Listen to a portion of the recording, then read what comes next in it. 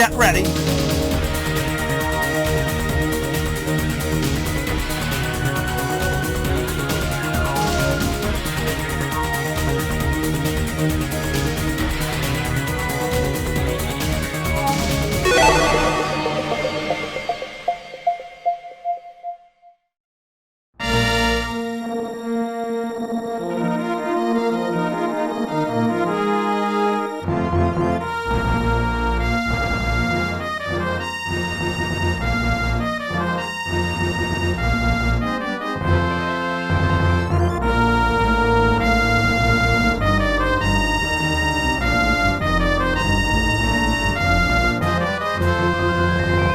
Hello everybody, welcome back to the CesArcade.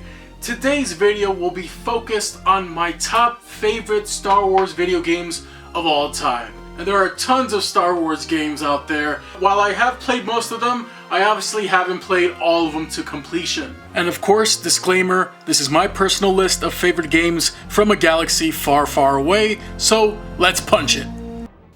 Honorable mention, Star Wars Episode 3, Revenge of the Sith. Now, movie licensed games tend to have an earned reputation for being mediocre and nothing more. But the official game for Star Wars Episode 3 Revenge of the Sith was an exception. A fun game that expanded on scenes from the movie with a satisfying combat system. And while the main console versions were pretty good, it was the DS version that really stood out to me the most. Now, while most of the main gameplay was a 2D beat-em-up that was identical to the Game Boy Advance edition, the DS version had exclusive 3D dogfight missions that, given the limitations of the hardware, were pretty impressive. You can even set up multiplayer matches with this mode and go at it with bots with multiple difficulty options. This was a blast to play on my vacations.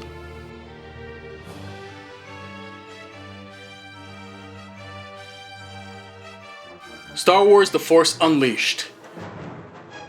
Now, despite the game no longer being considered canon, Star Wars The Force Unleashed tells an epic story of Darth Vader's secret apprentice Starkiller. It helps bridge the gap between the prequels and the original trilogy and plants the seeds for the Rebel Alliance. And while the story is cool and all, it's the gameplay that shines the brightest. The engine that this game was running on at the time was absolutely mind-blowing for me. I had so much fun just picking up rebel soldiers with the Force and watching as they frantically grabbed onto each other. It's hilarious. And chucking TIE fighters at stormtroopers never gets old. And the game starts off with such a bang by letting you play as Darth Vader in all his dark side glory. EA's Battlefront 2. Now, I was eagerly awaiting for EA's sequel to the fun, yet disappointing Battlefront reboot of 2015.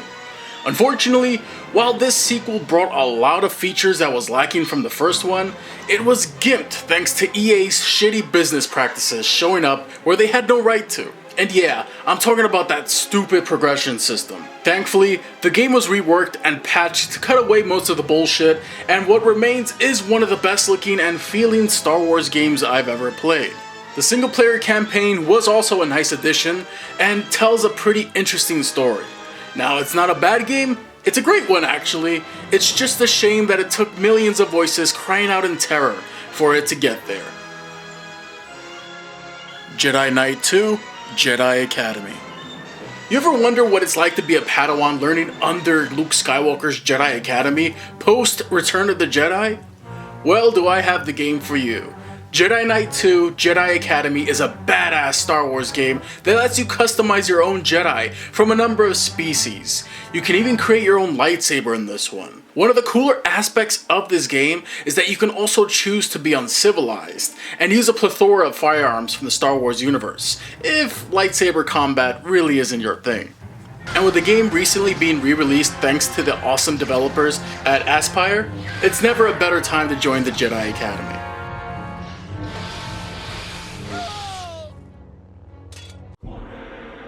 Republic Commando. Republic Commando really did take me by surprise when I first played it back on the original Xbox. It's a squad-based, first-person shooter that has you commanding Delta Squad during the Clone Wars. It's truly one of the reasons why I love Star Wars so much. There are so many stories that can be told alongside the Skywalker saga and beyond. Commander needs assistance, Delta. Being a clone commando during the events of the Clone Wars is as awesome as it sounds, and I still hope someday that we'll get a sequel with an Imperial Commando or something.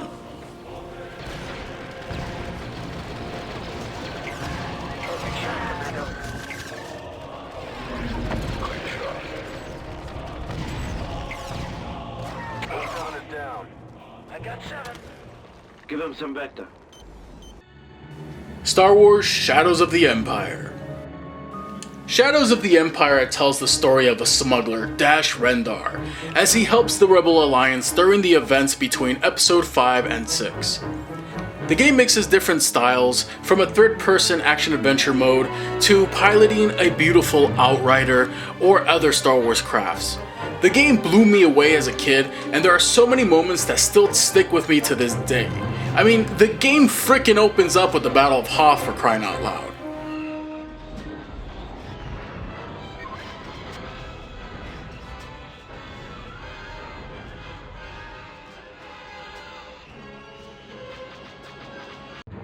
Rebel Assault 2: The Hidden Empire. Rebel Assault 2 is a special game for me. It was my introduction to Star Wars, and I've been a fan ever since. I love the mix of real actors used for the cutscenes to tell a story of Rookie One as he helps the Rebel Alliance thwart the Empire's dangerous TIE Phantoms from being mass-produced. Again, another reason why I love the extended universe so much. Star Wars is such a huge universe that can have so many compelling stories told in it. And if you haven't checked this one out, you definitely gotta give it a shot. Then I must leave here on my own. You have bathed me for the last time. You will not have an opportunity to do so again.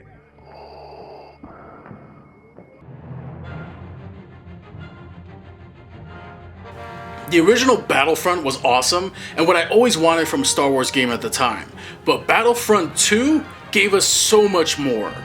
Not only did you get a single-player campaign detailing the story of the 501st Clone Battalion, but this one allowed you to control the heroes and villains this time. But the biggest highlight was the space battles that to this day are still so satisfying to be involved in. I mean, you can take your spacecraft of choice and land in the enemy capital ships and even sabotage them from the inside out. It's definitely more of the same from the first Battlefront, and there's so many maps and locations that were included in this one. Thank God they added it to the backwards compatibility for the Xbox One and Xbox Series. The last 3 games on this list are going to be based on the Rogue Squadron series, because the Rogue Squadron series is probably, no, most definitely my favorite Star Wars video games of all time. And obviously I'm going to explain why I ranked each one the way I did, but without further ado, let's get into number 3. Rebel Strike Rogue Squadron 3. While I did feel the third game felt the smoothest and most refined of the 3, the addition of the on-foot levels honestly detracted from the overall package here. On top of that, there was a lack of focus when it came to general direction when it came to the level design, as a good chunk of the game focused more on scenes from the movie rather than tell its own story. Still, it's a great game and definitely worth playing if you haven't already.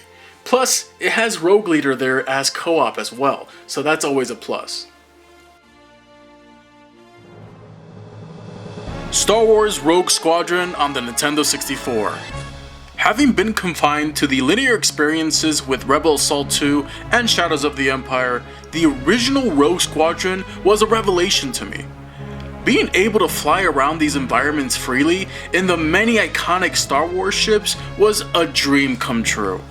While the game kept its missions very relatively close to the planets they were based on, it's the missions like the Search of the Nona, Defection at Corellia, and the Jade Moon that I still remember fondly to this day. Not to mention the story and characters like the Imperial defector Kaysen Moore and the evil bastard Moff Seerdon that helped make this one even more memorable. And who can forget that iconic theme song?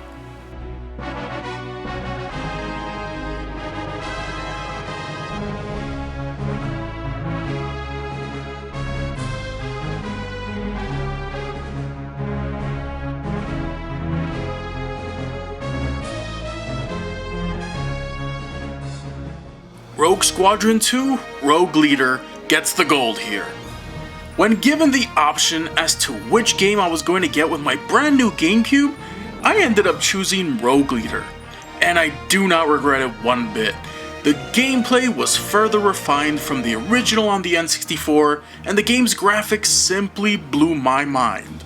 Even to this day, with the right setup, Rogue Leader still holds up graphically, not to mention the gameplay.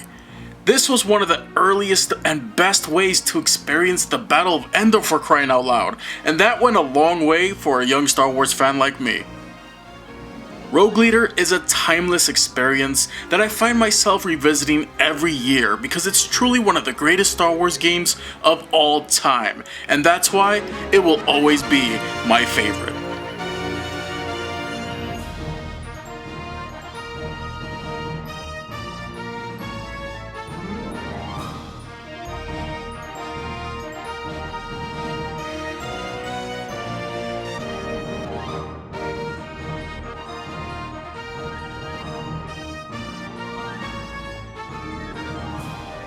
And well, there you have it, my top 10 favorite Star Wars video games of all time. Now, have you played any of these games, and do you have any fond memories of them? What's your favorite Star Wars video game of all time? I'm genuinely curious, I would like to know. So let me know in the comment section down below, and thanks again for watching this video, everyone. I hope you all enjoyed it. I'll see you all very soon, and may the Force be with you.